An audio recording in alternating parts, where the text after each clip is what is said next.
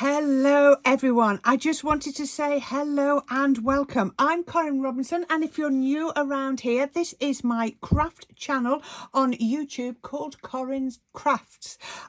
It's lots and lots of fun. We are now doing lots of interactive things, so I hope you stay and enjoy the crafty experience with us. Today's make is going to be a masculine card. Now it says birthday boy, but I could quite easily give that to my hubby, to my brother, even to my stepfather. You know, all of those, it would work. It's not too thick for postings, which I also love, and it's just some beautiful colours. We're going to make the background, we're going to make this enamelled panel, and then I'm just going to cut out stars. Now this is the bit where I find it a bit difficult, is what do you decorate mail cards with? I've used twine, I've used stars, and I've used little flags out of scrap bits of card. So shall we see how we make it? Okay then, so let's get making this card. I'll be truthful with you, prepping this card took me longer than most cards take to prep. That's because I just have a mental block when it comes to making men's cards. If I can put flowers on, if I can put bows on, then it's so easy. But male cards, really struggle. I was trying to think of maybe a card for Father's Day, which in the UK is about 2 months away. I'll have a go at that soon. But it changed. It turned into a birthday card. But even though it says birthday boy, I think you could do it for a man. I could quite happily give birthday boy to my husband. There's a point. His birthday's in 2 months, so maybe this could be his card. So I've got a piece of craft card. Very typically, I'm going to do this as craft and navy, those sorts of colours. I know that's been a bit stereotypical, but I just think it really works. So what I'm going to do is I'm going to stamp this onto my card just like that.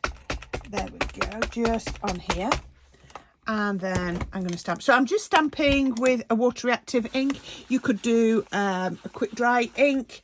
I wouldn't do your pigment inks because I'm going to do a technique over this in a minute.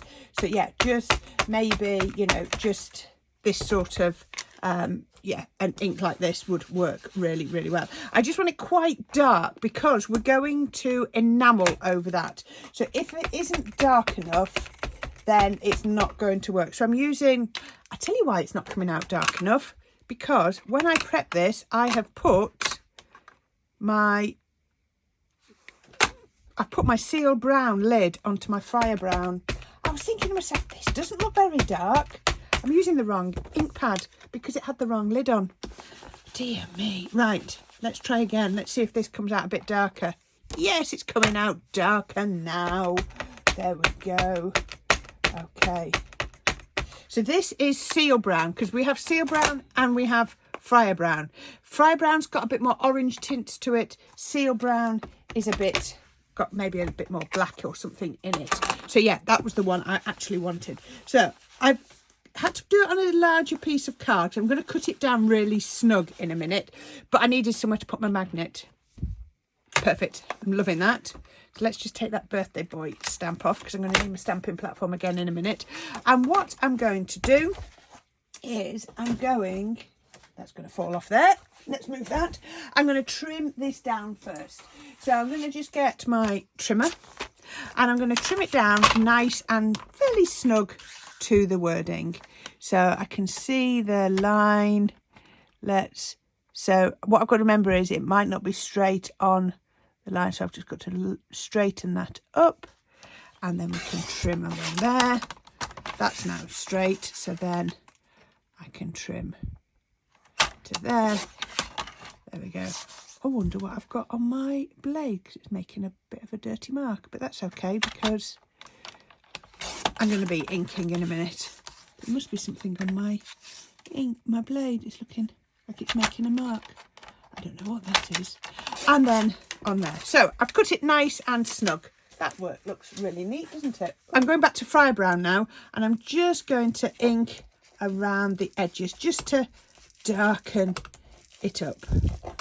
There we are. I just like that effect, but keeping it light in the middle. Use up all that ink and then just blend it out. There we go. That was quick and easy, wasn't it? Okay, well, the next bit I want to do is I want to enamel it. So what I'm going to do is I'm going to go over with my Versamark. Now, I've got a couple of Versamark ink pads. Look at that one. Isn't that nice and clean? So I've actually got one that I've got, and I don't know if you can read that. It's just on a piece of low-tack tape. I've written the word dirty, because when I open this, that is not clean. That is not clean. But for what I'm about to do, it works really well, because it's going to pick up bits of the ink off here. So I don't want to use my nice clean one, because I might be doing a resist or wanting to use white embossing powder. So I don't want to use a dirty ink pad. So I keep this one. It says dirty on it, and I know it's for this sort of technique. Right, so I've gone all over on there. So you can see it's already changed colour. I'm going to bring in my little catching tray, my Sticks 2 catching tray, and then I'm going to go over with my ultra thick embossing powder. I'm going to do a couple of coats. So I'm going to sprinkle that.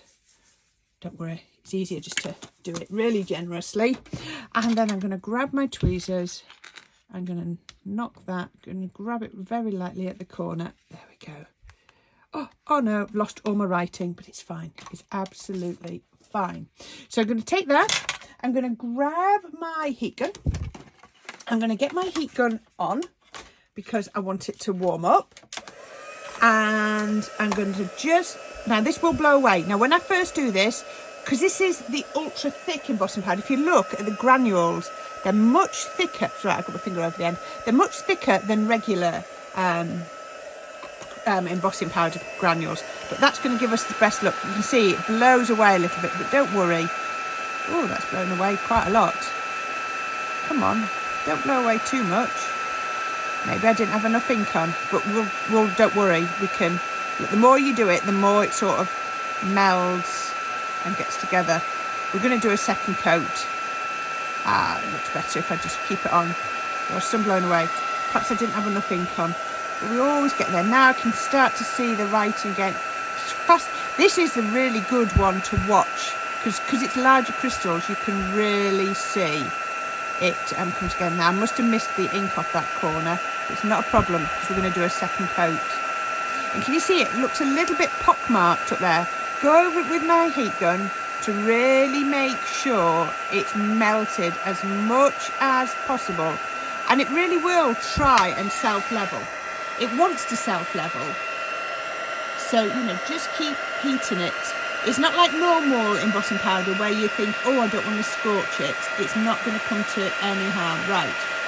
I'm going to leave that now. If I was really quick and that was a small area, I could just dip that straight back in my embossing powder. But it's not. And it is a larger area. So I'm going to bring my piece of cardstock back in. That's dried. Dirty ink pad again.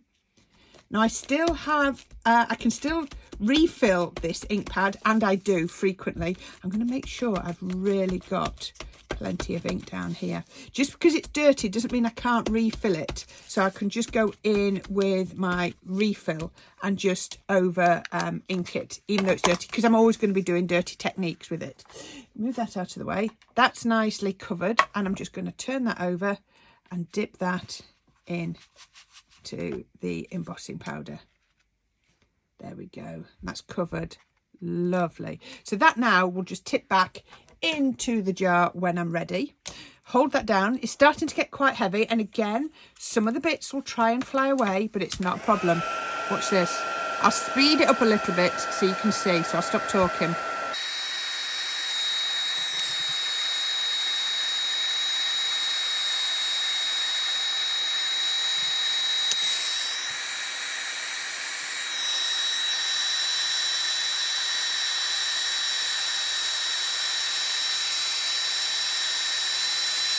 And there you go. Can you see, if I just keep going over, it means I can, because it's nice and thick now, I can actually melt it to the point of being smooth.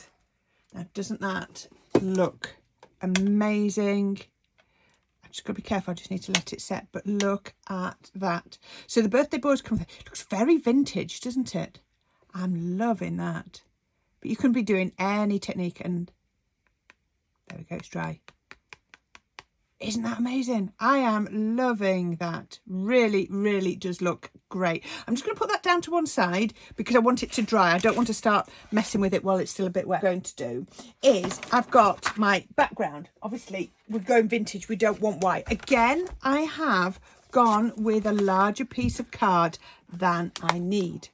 And then I've just had a look through at all of my background. So I found a background stencil.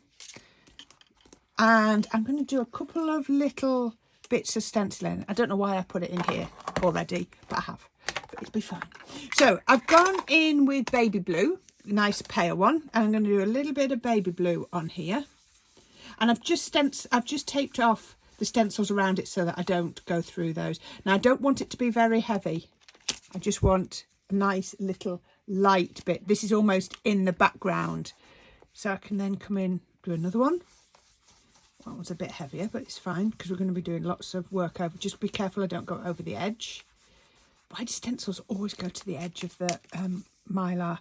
Then I thought I'd use this one down here. So I'm going to swap out baby blue for sandstorm.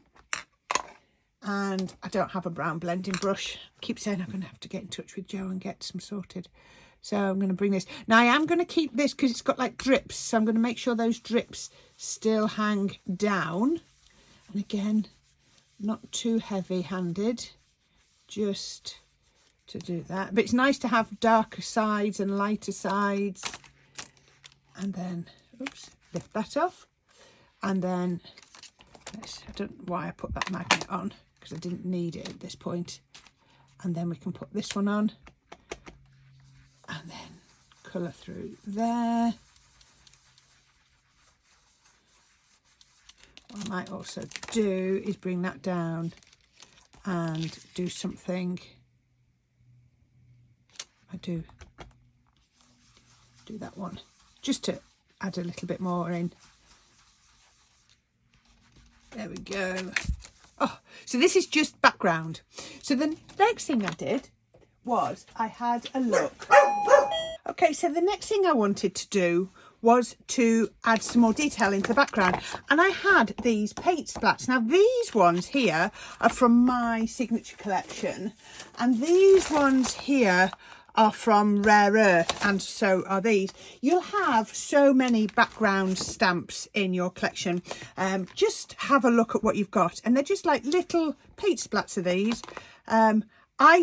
I designed these because I could never get really good paint splats. You knew with your inks. So I thought, well, the easiest way to do that is to create paint splats as stamps. Then I've got complete control. And, it worked.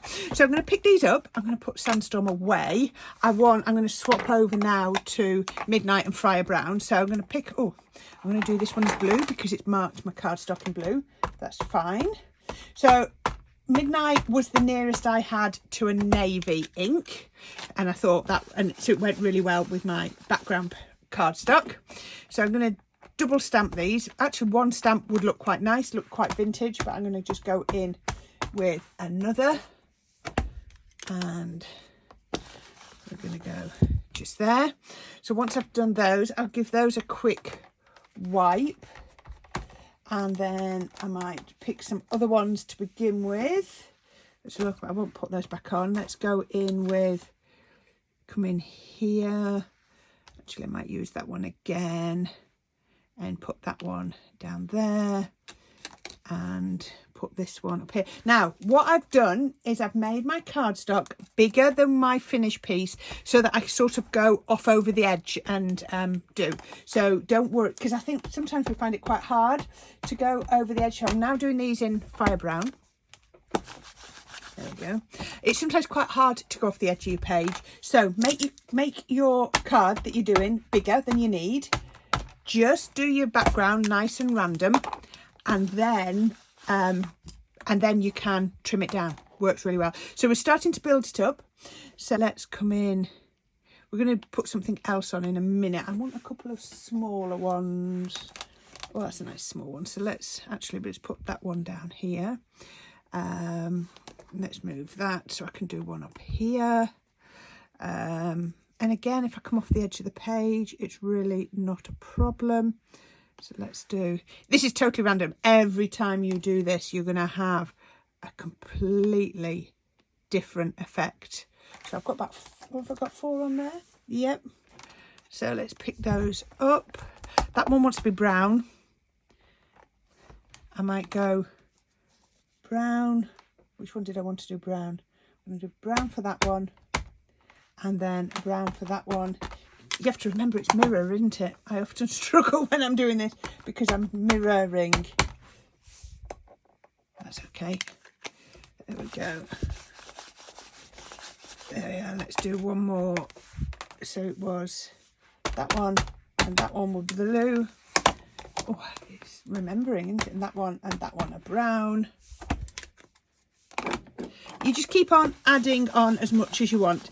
You're not going to overdo that. So we can then take that, and then I'm now going to take these ones off, and I'm going to come in with some of those lovely rare earth backgrounds. So I'm going to use these two different fabricy textures. So then I'm going to, this is why I always keep this piece of paper underneath. Let's come one here and one here. It can go over the top, underneath. So let's pick that up, and then I'm actually going to mix and match the navy with the baby blue, so that I get a nice sort of random. I want these to be quite light, so I will only do one ink with these, because these are sort of in the background. Look at that, just lovely texture. Let's then come in with, gosh, I wasn't even holding my cardstock down, but that's okay, because it didn't matter if it moved anyway. Let's come over here with that one. Let's come over, where else shall I go? Go over there. Let's do a little bit of brown. Let's do a bit of brown inking on there. And don't worry if you don't cover the whole of your stamp for this, because we want it to look like old and vintage. So works really well. And I just want one. Again, like I said, I'm going to cut this down. So what you're seeing now won't be the finished effect. I'm going to put one more down here. And we're going to cover up a lot of this anyway with our birthday boy that we've done. There we go. And that is my background. Doesn't that look super?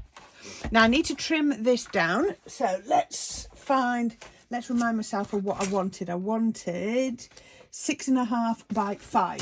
So let's bring in the trimmer by 5. So I'm going to trim a bit off both sides.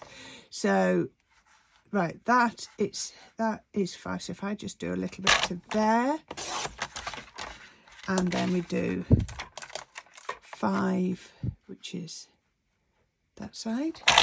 So you see, the purpose of doing that now is it takes my images right across to the edges.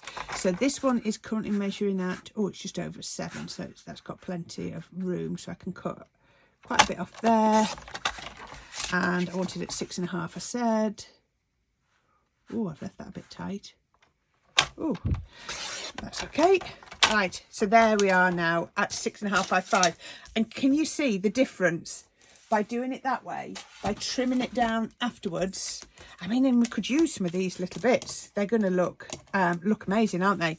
But it just brings everything to the outside edge. So what I'm going to do then is I'm going to get Fryer Brown back, and I'm just going to go round the edge in Fryer Brown just a little bit, just to bring, you know, to bring it all together. And I do like colouring around the edges, inking around the edges. It stops it looking like a cut piece of paper. It just looks like, you know, it was always meant to be like that. It also helps to blend in those. Now, isn't that gorgeous? Would you buy a paper pad with that design in? I know I would. If I had a paper pad like that, oh my goodness me, it would be used all the time. But I can have that in brown and blue. I can have it in pink and orange. I could have it in green and yellow, because I can make that. And that is what I love. So we can then mount that onto a piece of navy card. Doesn't that look spectacular? I'll go with a water-based glue. let's go. It doesn't matter. Doesn't matter one bit. Or I could have gone with tape, but I just like a wet glue. Just works for me. So that's going to go on to there. Now I'm going to put it that way up, so to me that just looks, the splats are coming down.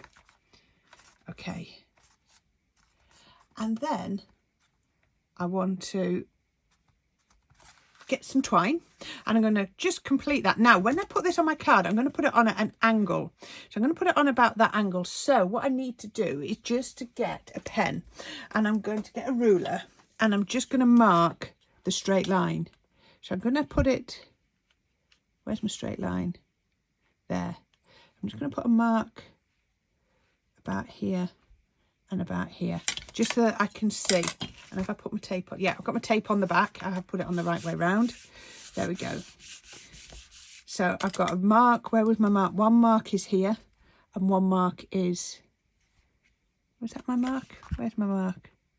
There it is.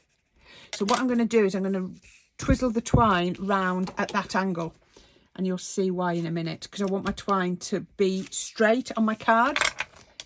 You'll see what I mean in a minute. So if I put that to there, and then this piece is going to here, and then I'm just going to roughly switch it around, but I just wanted it to be roughly, there we go.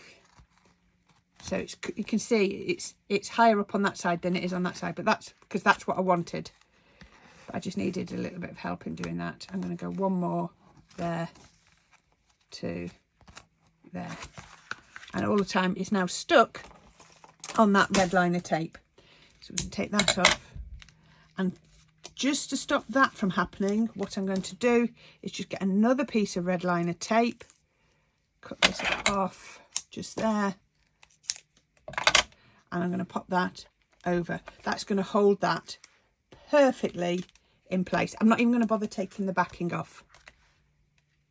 So that goes that way around. There we go. So I've made myself a card base, just like I've done on a recent one sheet of A4 in craft card, and I've made myself my card base.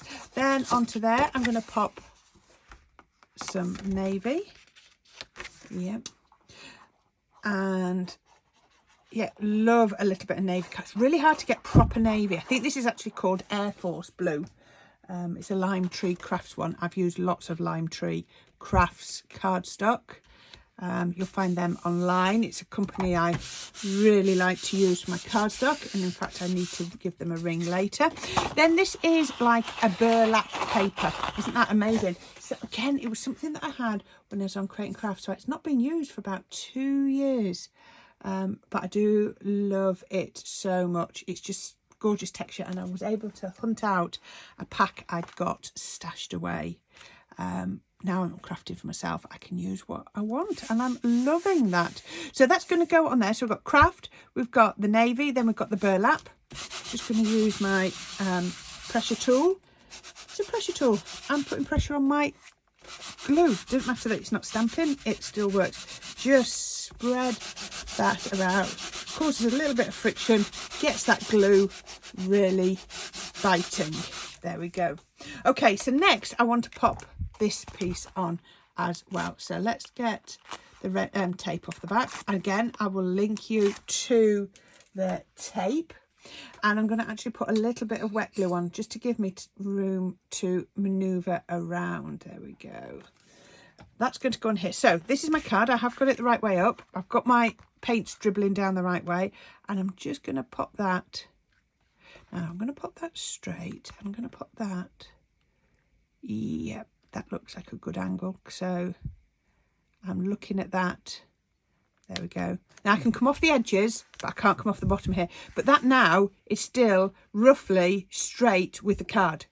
You don't have to do that, but that's just something that I like to do. And the next one I've got is I've got my I've got a piece of navy blue. So let's bring this in. So this is going to be a little bit more tricky because it's red liner. Yeah, it's grabbed just there. You can see. Come on, right, let's go with a little bit of wet glue on the back of the red liner. So the red liner will grip, hopefully, but the wet glue is going to let me wriggle it. There we go. So I'm just going to hold that on there while it grabs. There, that's better. There we are, just letting that grab. So I put a couple of bits of tape on to go. I'm going to actually take this one off. Now I've looked at where that is. And I've got a longer piece. I'm going to put that on the bottom.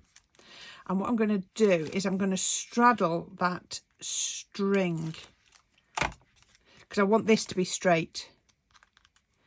So I want that to be straight with my card. And I just love the different angles. It'd be so easy to take that and go across, but I wanted that straight. Doesn't that look lovely? I'm really, really enjoying this. So, oh, I know what I meant to do before that went on. That's why I've taken it off, is I've got some pennants. I've just used, you see, I always do this. I always forget what I was going to do. I've used Lisa Horton die to cut out some pennants. We can still make this work. Let's see if I can lift that off. Oh, yes, it's coming off there. That's perfect. There we go. So what I'm going to do is I'm going to get my 3 pennants out, flags that I want to use, and I'm going to pop these on. So actually I can use that foam tape. Let's make sure they're straight. 1. And then I want them at different heights. 2. And then my 3rd one can come down like that. There we go. That worked, didn't it? Wow, I was lucky there. It was just about adding a little bit of extra detail on. And then I have cut myself... Oh, now it needs a little bit of glue there, doesn't it? Because there's nothing to hold it down. Thought I was being really clever then. Just going to pop my scissors on there for a minute just to hold that. So I've got some stars, so let's just put a little bit. You could use a foam pad on the back of here as well if you wanted to. So I can put a star down there. And then I've got a lovely little navy one here, because I tried putting a craft one when I was sort of laying it out and it didn't work. So a navy one looks lovely on there. Let's put it at a little bit of an angle. There we go. And actually I might go with, I've put that one on.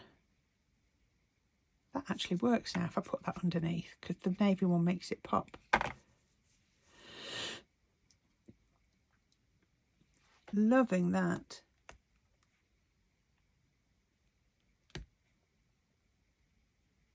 There we go, just making those straight. Let's come in with a navy one. Where do we want that? You can see I make these up as I go along. Again, all of these have just come out of little scraps. Now, this is looking a little bit empty up at the top, so I'm going to put that there. I've got, let's put one up there. Sort of balance it. It's always good to do something to balance. There we go. And we can put a little bit of 3D glue on the back of there. And then maybe just one. I need a navy one, don't I? Great thing is the navy ones don't need any colour blending on. And then a navy one just randomly just there. Just need to get that to hold down. And then that is my masculine card. I love this effect. Love the stars all around the edge. I'm going to hold that down. Just little bits of pennant, the different fabrics. And tell you what, if I had a paper pad like that, I'd buy 2 of those. So I hope you like that. A little bit of a masculine make. You could change it. You could make it feminine if you wanted to. You can bring in however you want it to look. But I do struggle with my masculine makes. I'm sure a lot of people do. We often talk about that. But there you go. How about that one? Thank you for watching my channel. Please don't forget to subscribe and click on the notifications. And also don't forget to click on all the links down in the description. I'll put you some links to some dyes and to the embossing powder and also the ink pad and things like that. So thanks for watching, and I hope to see you again soon.